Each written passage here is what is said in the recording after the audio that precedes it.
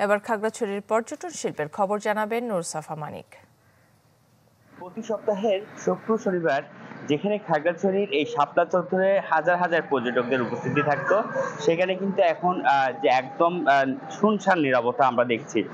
এর জন্য যারা ব্যবসায়ীরা রয়েছেন পর্যটন সংশ্লিষ্ট, তারা বলছেন যেহেতু গেল গত সপ্তাহ জুড়ে কিন্তু যে ছাত্রদের যারা কোটা বিরোধী কোটা সংস্কারের দাবিতে যারা আন্দোলন করছিল ছাত্ররা, তাদের যে একটি কমপ্লিট শাটডাউন ছিল এবং তার পরবর্তী যে সহিংসতা এবং তার পরবর্তীতে কারফিউ পরিস্থিতি, এর ফলে কিন্তু দেশের বিভিন্ন স্থান থেকে পর্যটকরা কিন্তু আসা বন্ধ করে দিয়েছেন।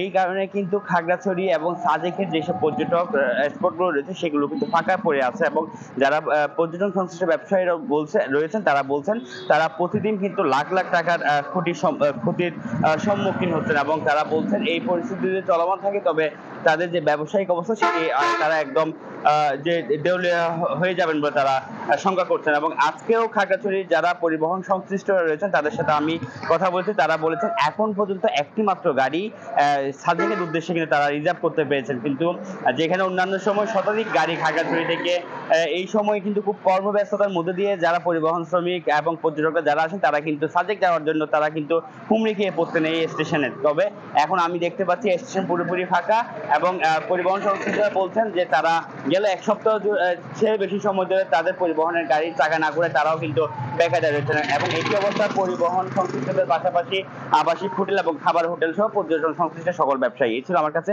খাগড়াছড়ি থেকে পর্যটন সংশ্লিষ্ট বিষয়ে খবরাখবর।